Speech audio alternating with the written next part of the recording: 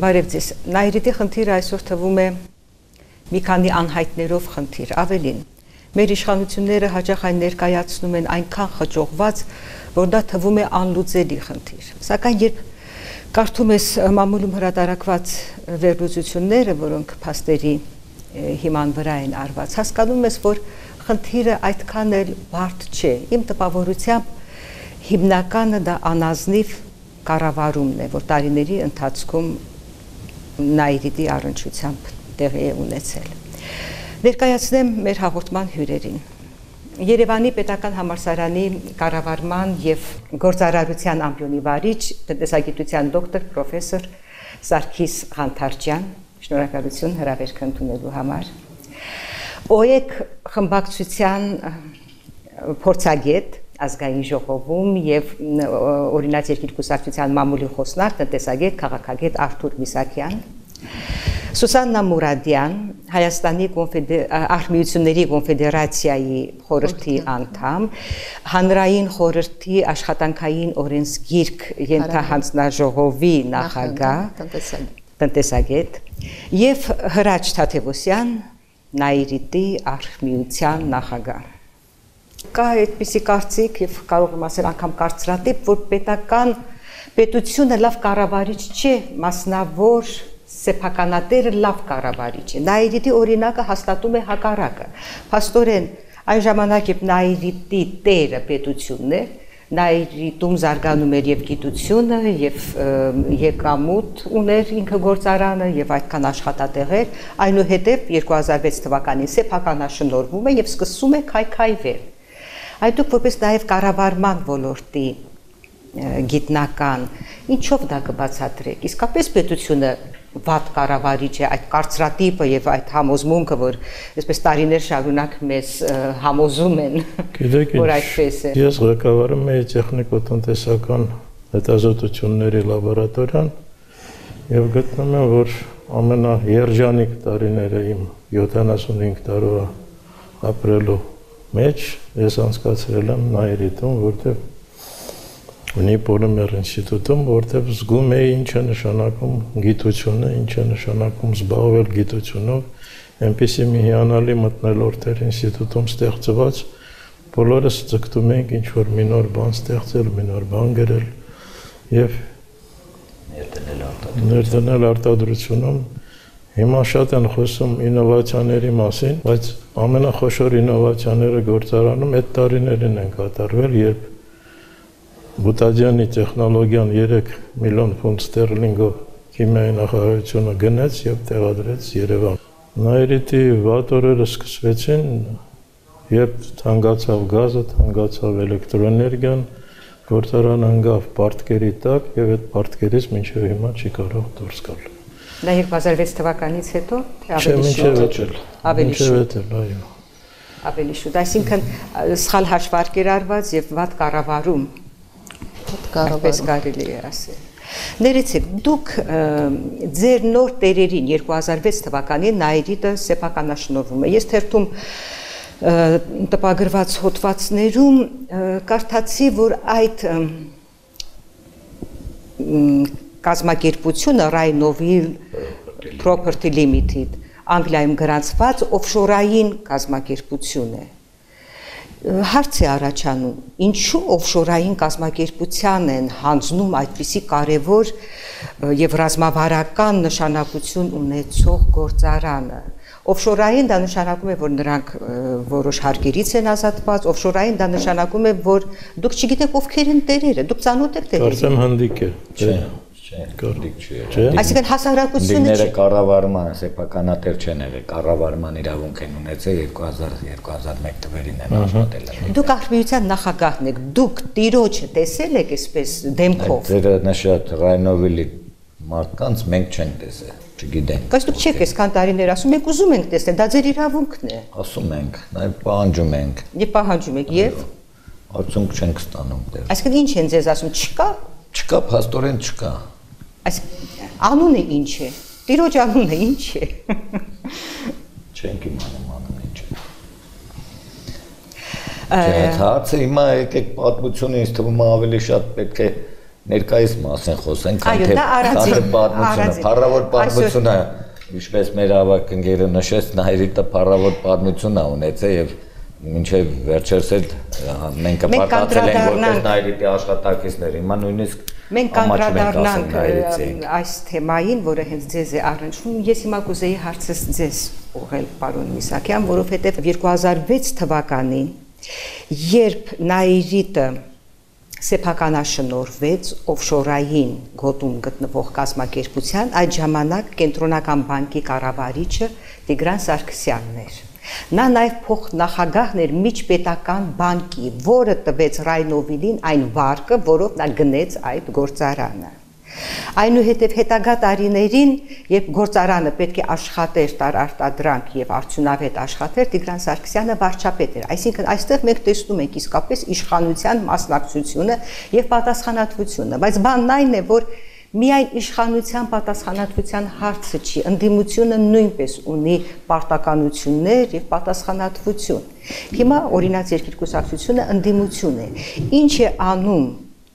կուսակցությունը այս հարցերը բացահայտելու, քննադատելու եւ հետեւողական լինելու համար։ Շնորհակալություն, տեսեք միանգամից այնքան հարցեր տվեցիք, որ ես բավականին երկար ժամանակ ինձ կխլի ձեր բոլոր հարցերին պատասխանելը, բայց ես ակնհայտ մի քանի դիտարկում անեմ։ Ուրեմն տեսեք, Նայիրիտի խնդիրը այսօր ունի 3 կարևորագույն բաղադրիչ։ Առաջինը դա սոցիալական բաղադրիչն է, երկրորդը տնտեսական, երրորդը ճիշտ եք նկատում քաղաքական։ Ինչ ասել է սոցիալական բաղադրիչ, դա այն է, որ Նայիրիտում այսօր աշխատում են հազարավոր մարդիկ, ովքեր պետք է կարողանան իրենց աշխատանքով իրենց ընտանիքները պահել։ Այլ պարագայում մենք կունենանք սոցիալական կոնկրետ խնդրի խորացում, այսինքն սոցիալական վիճակի մարդկանց վատթարացում, եթե իհարկե արդեն դա տեղի չի ունեցել, եւ իր բացասական հետևանքներով։ Երկրորդ խնդիրը դա տնտեսական խնդիրն է։ Նայիրիտի նման գիգանտ ունենալը երկրում, որը կարող է լուրջ դերակատարություն ունենալ տնտեսության զարգացման համար եւ չօգտագործել այդ հնարավորությունները, դա նշանակում է ցուցաբերել անխոհեմ վերաբերմունք երկրի տնտեսությունը զարգացնելու ուղղությամբ։ Եվ երրորդը իսկապես քաղաքական խնդիրն է դա, որ քաղաքական իշխանությունը պետք է ամեն հնարավորին ու անհնարինը անի, որպեսզի Նայիրիտը կարողանա աշխատել։ Որովհետև Նայիրիտի աշխատելով մենք միաժամանակ լուծում ենք մի քանի, այդ թվում իմ նշած խնդիրները։ Հիմա խնդիրը հետևյալն է։ Կառավարությունը Նայիրիտի 10% բաժնետերերի տերն է, սեփականատերն է։ Ես վերջերս նայում էի որոշակի հրապարակումներ, երբ որ ինչ-ինչ մարդիկ խոսում էին, որ ինչու պետք է կառավարությունը վճարի Նայիրիտի աշխատողներին աշխատավարձ, ինչու պետք է կառավարությունը սանին անի։ Այսինքն կներեք, պետության առաքելության սխալ գիտակցություն կա։ Ես հարցին ուրիշ կողմից եմ մոտենում, տեսեք, երբ որ Նայիրիտի ձեր մատնանշած ընկերությունը, երբ որ ձեռք բերեց Նայիրիտի բաժնետոմսերը, նա կառավարության հետ կնքել է համապատասխան համաձայնագիր, որ պետք է հաջորդող տարիների ընթացքում ներդրումներ կատարվեն Նայիրիտում։ Եթե չեմ սխալվում, խոսքը վերաբերում է $120 միլիոն մասին։ Այդ կազմակերպության կողմից։ Այո, այդ ներդրումները չեն իրականացվել։ Եթե չեն իրականացվել, խախտվել է պայմանագիրը, ապա ինչու, հարց է առաջանում, ինչու կառավարությունը հետ չի վերցրել բաժնետոմսերը, որպես ոչ պատասխանատու ըստ պայմանագրի հետ չի վերցրել բաժնետոմսերը, որպեսզի նա դառնար ոչ թե 10%-ի սեփականատեր, այլ դիցուք 100%-ի սեփականատեր։ Երկրորդ խնդիրը, ընդ որում ես ձեզ պետք է նաև ասեմ, որ այստեղ կհաստատեն իմ խոսքերը, որ ըստ պայմանագրի պետք է հաջորդող 5 տարիների ընթացքում շուրջ 25,000 տոննայի հասցվեր։ 10,000-ի զորությունը պետք է պարտանա 25,000։ Որը բնականաբար մենք չենք տեսել։ Չի կատարվել։ Ոչ, իհարկե չի կատարվել, դե փաստերն է, որ չի կատարվել։ Եվ մյուս խնդիրը, տեսեք, կառավարությունը Նայիրիտի կառավարման խորհրդի անդամ ուրեմն կազմում ունեցել է ներկայացուցիչ ի դեմս փոխնախարարի։ Այսինքն նա մասնակցել է Նայիրիտի շուրջ, Նայիրիտի մասին, Նայիրիտի վերաբերյալ որոշումների ընդունմանը, հետևաբար նրա ճակատագրի տնօրինման գործընթացին։ Եվ այսօր իսկապես, այո, մարդիկ արդարացիորեն պահանջում են, որպեսզի կառավարությունը համապատասխան, adekvat վերաբերմունք ցուցաբերի խնդիրը լուծելու համար։ Մարդիկ այո, իսկապես արդարացիորեն ուզում են իրենց աշխատավարձը։ Մյուս կողմից, ես իհարկե իմ խոսքում, որպեսզի շատ երկար չխոսեմ, հնարավորություն տանք մեր մյուս գործընկերներին եւս խոսելու, եւս մի կարևոր հանգամանքի մասին խոսեմ ու փորձեմ սահմանափակել խոսքս։ Ինչ կարող են անել կուսակցությունները կամ քաղաքական ուժերը։ Այն ինչ պետք է անի նախ եւ առաջ կառավարությունը, իսկ ինչ կարող ենք անել մենք։ Մենք կարող ենք հետեւականորեն բարձրացնել խնդիրը, փորձել մարդկանց հետ պայքարել, օգտագործել բոլոր քաղաքական ամբիոնները, հայտարարությունների տեսքով, կոչերի, չգիտեմ, տարբեր տիպի ակցիաներին մասնակցելով եւ այլն։ Օրինակ մենք մեր կուսակցությունը հենց վերջերս նաև խմբակցության ղեկավարը մեր ազգային ժողովի հայտարարությունների ժամին հնչեցրել է հայտարարություն, որտեղ մենք մեր մտահոգությունն ենք արտահայտում, մենք մեր աջակցությունն ենք բերում, թե ինչքանով մենք կարող ենք աջակից լինել գործընթացի կարգավորմանը, որպեսզի մարդիկ կարողանան ստանալ իրենց աշխատավարձը։ Այնքանով, որքանով դա տեղավորվում է քաղաքական ուժի գործունեության ծիրում,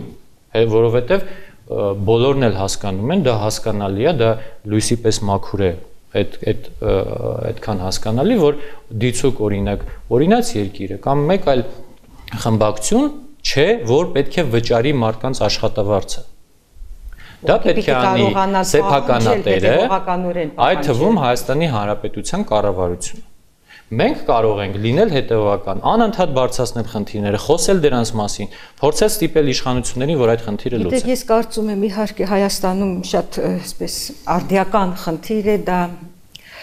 այն, որ ընդդիմությունը չունի այդ բավարար ուժը եւ լիազորությունները վերահսկելու իշխանությանը, իսկապես լիազորությունների պակաս ենք մենք զգում, որը որ կարող է եւ բաց է սահմանադրության մեջ եւ օրենսդրության մեջ եւ մեր քաղաքական համակարգը այդ առումով դերևս ձևավորված չի, որովհետեւ մենք ժողովրդավարական պետություն ենք, ուրեմն պիտի ընդդիմությունը ոչ միայն տեսականորեն ասենք պիտի վերահսկի իշխանության, այնա պիտի ունենա այդ լծակները, այդ լիազորությունները, որպեսզի իշխանությունը չդառնա սանցարցակ, բարիս բուն իմաստով։ Գործնականում չունի որևէ առարկայական շոշափելի լծակ ազդելու, ուրեմն կոնկրետ Նայիրիտի հետ կապված գործընթացների վրա, ինչը որ ես նշեցի, բացի այն, որ ինչը ես նշեցի։ Բոլորովին վերջերս ազգային ժողովում ստեղծեցին ենթահանձնաժողով, տնտեսական հանձնաժողովը Վարդան Այվազյանի գլխավորությամբ ենթահանձնաժողով ստեղծվեց, ընդդիմության պահանջով ես կասեի, այդ հանձնաժողովը ստեղծեց։ Բայց դա նույնն է, որ գայլին դնեն։ Չէ, այնտեղ հանձնաժողովի կազմում, ասենք 50% հանրապետական իշխանությունն է ներկայացնում հանձնաժողովի անդամներ, մնացած 50%-ը ընդդիմությունը, այդ թվում իշքան ես գիտեմ, ցույց կան դեղ մարդ վերջերս մի անգամ էլ հանդիպում ա եղել Նայիրիտի ներկայացուցիչների հետ։ Ես ուզում եմ լսել ձեր կարծիքը, որովհետև դուք եւ հանրային խորհրդում եք այդ հարցերով զբաղվում։ Այնտեղ առաջարկություն է եղել, հատկապես Ռուբեն Հակոբյանն է առաջարկել վերահսկիչ լծակները տալ ընդդիմությանը։ Այդ դեպքում մի քիչ արդյունավետ կդառնար աշխատանքը, բայց իհարկե չհամաձայնվեցին իշխանությունները, բնականաբար չէին համաձայնվելու։ Հիմա ուղղակի այս թեմայի շուրջ ես կասեմ իմ կարծիքը որպես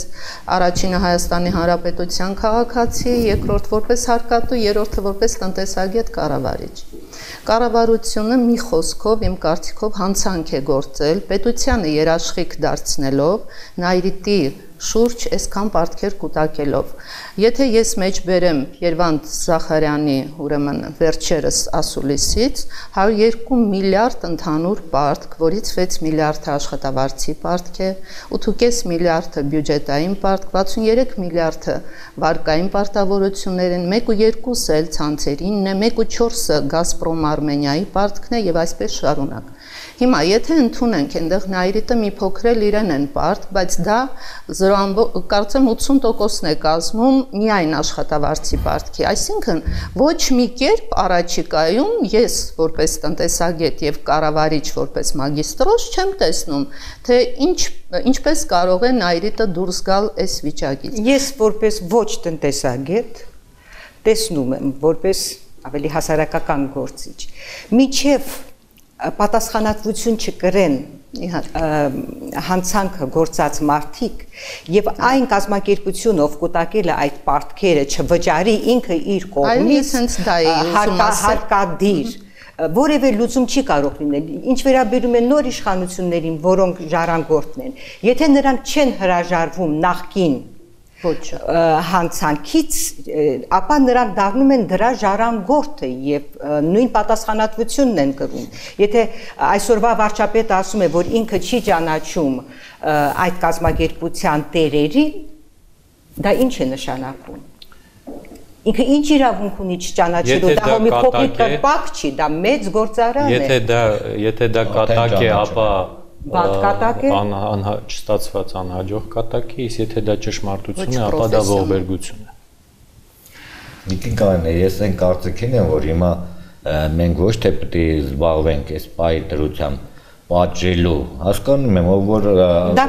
հանցագործություն արի պետք է պատժվի, դա պետք է առանձնային մեր խնդիրը չլինի, մեր առանձնային խնդիրը պետք է լինի նայրիտը վերագործարկելը, նայրիտը այսօր, եթե ունի հնարավորություն աշխատուժ մասնագետներ, ես բազմիցս նշել եմ, որ նայրիտի համար տարբեր աուդիտներ, տարբեր մարդիկ տարբեր երկրներից նշել են, որ ամենակարևորը նայրիտը ունի ինժեներատեխնիկական անձնական բարձր մակարդակ է եւ բանվորական բարձր մակարդակ ունեցող բանվորներ 2 տարի հետո, միգուցե մի տարի հետո, եթե նայրիտը չաշխատացնեն, չզբաղվեն աշխատացնելով, նայրիտը կլինի, կարող են նոր տեխնոլոգիան էլ կնել վերջին խոսքով այն ինչ այսօր նոր տեղի սարքավորում կնել, բայց նայրիտը չկարողանալ աշխատացնել, մասնագետ չունենալ, ինչպես անցած տարիներին եղել է Կիրովականի Քիմպրոմի հետ, պատրաստ արտադրությունը չէր կարողանում։ Դուք հետաքրքիր ուսումնասիրություններ եք արել, ձեր կարծիքով ինչ հնարավորություններ կան այսօր նայրիտը վերագործարկելու։ Ասեմ, ես ուզում եմ օգտվելով առիթից ցույց տալ նայրիտի դերը մեր տնտեսության մեջ։ Անցյալում թե այսօր։ Եվ անցյալում եւ այսօր, որովհետեւ չի կարելի խոսել այսօրվա մասին չհիշելով անցյալը։ 75 թվականին աշխարհում արտադրվում էր 500,000 տոննա խլորոպրենային կաուչուկներ, 500,000 տոննա, որից 75-ը Երևանում էր արտադրվում։ Կար ընդամենը 5 երկիր, վերջերս այդ 5 երկրին Միացյալ Նահանգներին, Հյուսիսային Իռլանդիան, Գերմանիան, Ճապոնիան, Հայաստանը եւ վերջերս Չինաստանը միացավ։ Ես որքան գիտեմ մեր մասնագետները Չինաստանում այսօր աշխատում են։ Մեր մասնագետների օգնությամբ համատեղ կառուցվեց այնտեղ գործարանը 25,000 տոննա։ Այսինքն մենք օգնել ենք մեզ մրցակից գործարանը կառուցելու։ Չէ, այնքան էլ մրցակից չի, որովհետեւ պահանջարկ կա։ Մենք ժամանակին հետազոտել ենք սովետական միության եւ դեմոկրատական երկրների պահանջարկը եւ կան նամակներ հաստատված սպառողների կողմից ռեզինոտեխնիկական գործարանները իրանց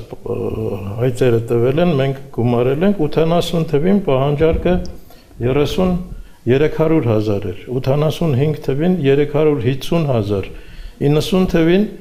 400,000 էր եւ այն ժամանակ մենք խնդիրներ էինք լուծում, թե որ նոր կետերում տեղադրել նոր գործարաններ, ընդ որում Երևանը պետք է 75-ից հասներ 100,000-ի եւ մի գործարան կառուցվեր Իրկուտսկում, մի գործարան Վոլգոգրադում եւ մի գործարան Լվովից ոչ հեռու քաղաքում։ Եվ այդ հաշվարկները կան եւ պատրաստվելով այսօրվա հանդիպմանը ես մտա ինտերնետ, հավաքեցի խլորոպրենային կաուչուկներ եւ տեսա, որ մեր հաշվետվությունները ինտերնետում կան, այն թվի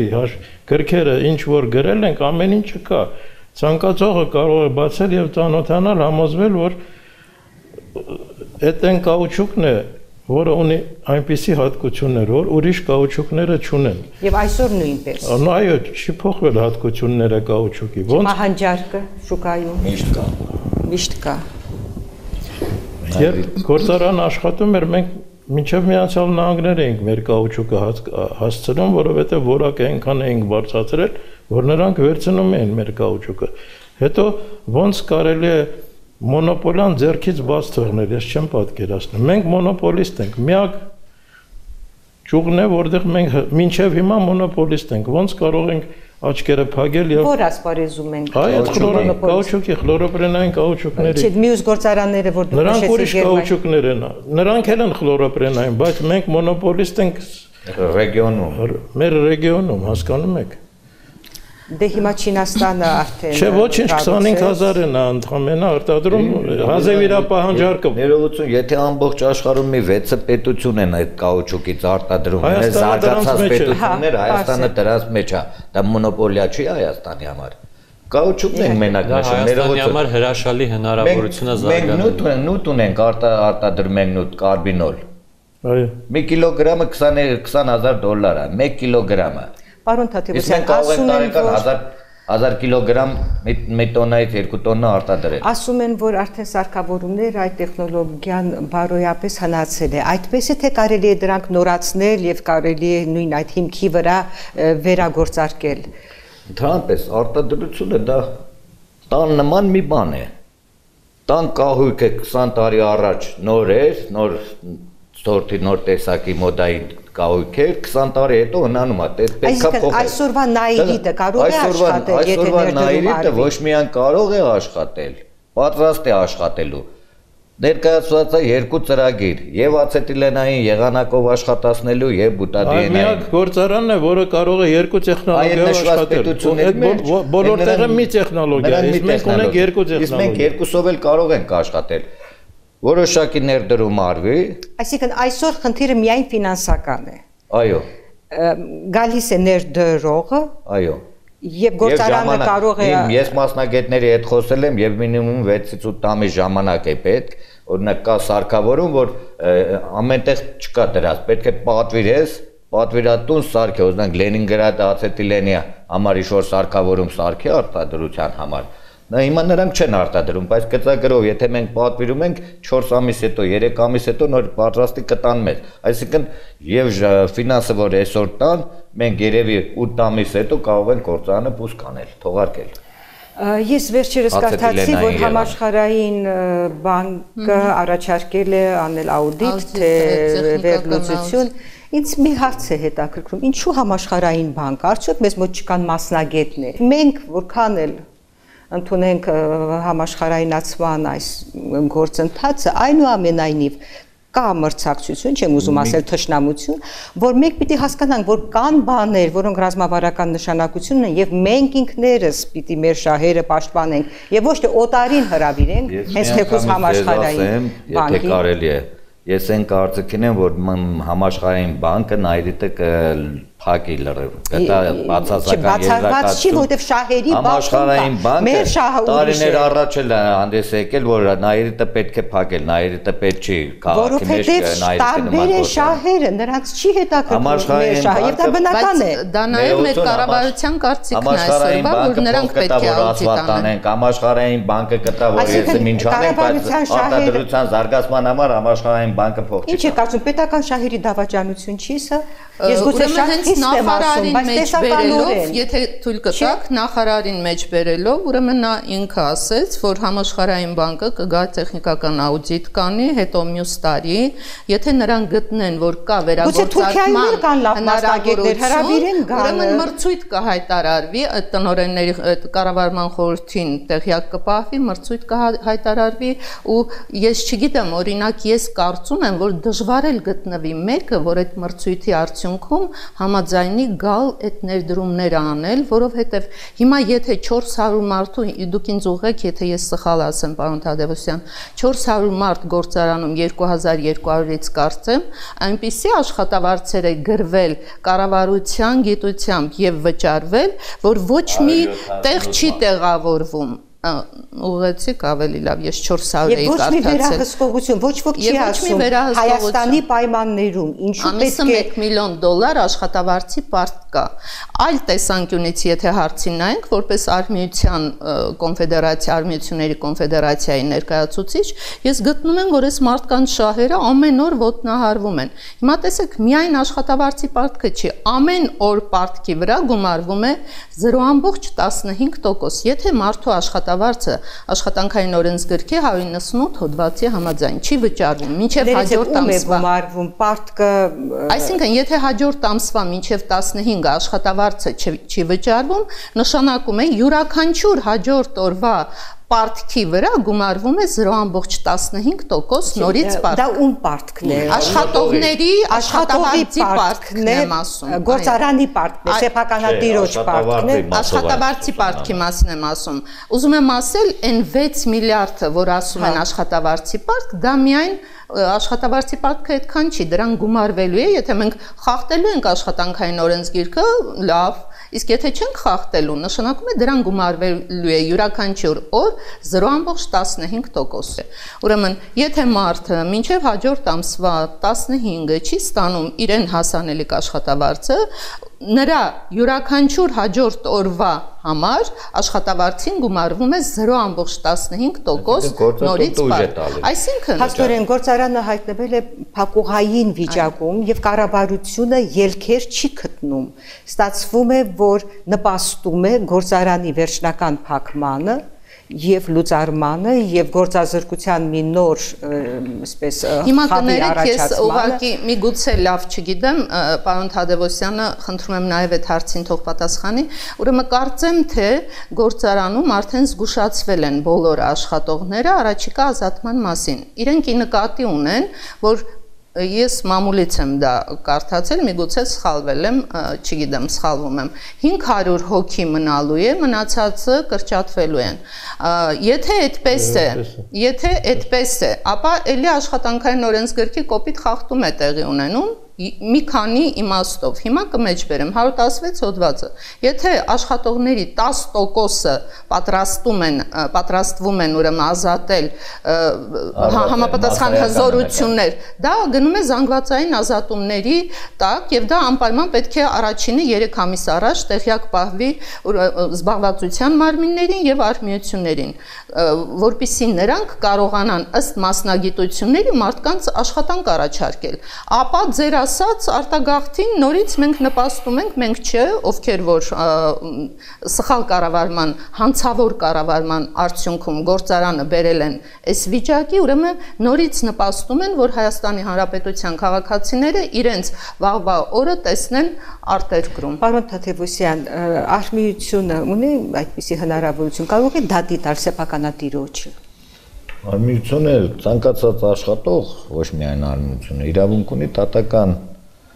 Միջև հիմա չի եղել այդպիսի տեսեք ինչ մտավախություն ունենք, եթե մենք աշխատողներով մենք տանենք դատի տանք գործատուին, որ մեր պարտքերը Որին չեք ճանաչում Դատարանը կգտնի, որևէ մեկը Եկեք փորձենք գտնել իսկապես Եթե մենք տալիս ենք դատի, այդ գործանն էլ ի վիճակի չի վճարելու, գործանը տանելու ենք սննկացման, լուծարման Կա դրա հետևանքը, որ եթե սնանք են ճանաչում, քեզ կտան վերջի 6 ամսվա աշխատավարձի պարտքը ու վերջ։ Իսկ մենք ունենք 18 ամսվա աշխատավարձի պարտք։ Որ չեն ստանա մյուս։ Նույնիսկ կարող է չստանան։ Գումարած արձակումը։ Դրա համար մենք չենք ուզում մեր ձեռքով գործանը տանենք սննկացման, նաև հույս ունենք, հույսներս չի կորում, դեռ հավատում ենք երկրի ղեկավարների ողջամտությանը, որ գործանը կաշխատացնեն, այ Սուսաննան նշեց 500 մարդ գտի Այդ օֆշորային գոտում գրանցված կազմակերպությունը, բա ով Այսօրվա տերը այդ կազմակերպությունը Հայաստանի օլիգարխներից 3 հոգի Թոմյանան ինչ $50 միլիոն որ ներդրում անեն մեծ գումարներ Ինչպես կարող են իրենք, եթե սեփականատերը չվաճառի, ինչպես իրենք կգնեն այդ գործարանը Ուրեմն հիմա բանակցություններ ա գնում Դա ես ասում եմ վարչապետի խոսքերը, նախարարի խոսքերը, բայց անցած շաբաթվա մեջ 2 անգամ մեր ներկայացուցիչներին, այդ թվում նաև ինձ ընդունել է վարչապետը։ Բանակցություններ են գնում միջպետական բանկի հետ, Մոսկվա, Միջպետական բանկը դա ԱՊ երկրների ստեղծած բանկ է, ռուսականը չի։ Այն բանկը, որը վարկ է տվել։ Այն բանկից, որը եւ այն բանկն է այսօր, որտեղ մեր ունեցվածքը, գույքը մեր Նայիրիտի եղած չեղածը գրավա տրված այդ բանկում։ Այդ Ռայնովիլը արդեն Նայիրիտի հետ ոչ մի կապ արդեն չունի։ Նրա լիազորությունները հանձնել է Միջպետական բանկին եւ ակցիաները եւ գույքը։ Հիմա կառավարությունը բանակցություններ է տանում, որ գույքը գրավից անի։ Եթե Նայիրիտի գույքը գրավից կարողացավ բանկից անել, այդ նույն գույքը կարող է տնել մի ուրիշ բանկ, այնտեղից գրավ վերցնել, բերել եւ աշխատավարձի պարտքը հարցը լուծել, եւ թողարկման հարցը լուծել, եւ բյուջեի պարտքը լուծել, չգիտեմ։ Այդ բանակցությունները կնում են։ Ես ներողություն, ես մի դիտարկում ունեմ։ Տեսեք, այստեղ խոսվեց վատ կառավարման մասին, ապաշնոր կառավարման մասին, ես այո, հանցավոր կառավարման ինչու՞ չէ նայ, որովհետև եւ սա եթե չասենք մենակ Նայիրիտին է վերաբերում, տեսեք, այս տարվա օգոստոսի 1-ից էլեկտրոէներգիան թանկացավ 4 դրամ, բոլորս ենք հիշում, եւ ինչ էին մեկնաբանում, օրինակ հանրային ծառայությունների կարգավորող հանձնաժողովը ասում էր, որ կան կորուստներ, կան որոշակի խնդիրներ եւ պետք է էլեկտրոէներգիայի գինը բարձրանա։ Չէ՞ որպեսզի այդ ծախսերը փակվի, շուրջ 20 միլիարդ դրամի մասին էր խոսում։ Այստեղ ակնհայտ է մի բան, կա միտում եւ կա մի քանի, ուրեմն ձևավորված մի քանի այսպես արատավոր օրինակներ բոլորիս աչքի առաջ, երբ որ կառավարման անարդյունավետության պատճառով ուրեմն տուժում են Հայաստանի Հանրապետության քաղաքացիները։ Այո, այնտեղ էլ հստակ մեկնաբանվում, որ այո, կա 20 միլիարդ դրամի կորուստներ, կա ճեղքվածք, ու այդ ճեղքվածքը պետք է փակել բնակիչների գրպանի հաշվին, այնինչ բնակիչը կապ չունի, որ այնտեղ կա եղել է վատ կառավարում։ Մի նախադասություն կներեք ընդհատելու համար։ Քանի որ պետական երաշխիքով է 102 միլիարդ պարտքը գոյացել 102 միլիարդ դրամ, նշանակում է դա մեր հարկատուների ուսերին դրվող պարտք է, ես չիմանալով, չմասնակցելով այդ ամեն ինչին, վերջում ես նույնպես պարտատեր եմ դառնում որպես Հայաստանի Հանրապետության քաղաքացի հարկատու։ Վերջի վերջ ճիշտ եք ասում, վերջի վերջո եթե այսօր Նայիրիտը արտադրանք չի տալիս, չկա իրացումից հասույթ շահույթ, որը պետք է տալ աշխատավարձ, եթե պետությունը վճարում է նրան աշխատավարձ աշխատողին, դա նշանակում է, որ բոլոր հարկատուների հաշվին է։ Ես կարծում եմ կան նաև օրենսդրական բաց, որպեսզի այդ ես եթե թույլ տաք շատ կարճ ձևակերպեմ միտքս, ես ձևակերպում ես տալիս, հենց նես չի տալիս պետությունը։ Այս բայի դրությամբ էլ երբ որ աշխատավարձ են տալիս մեզ,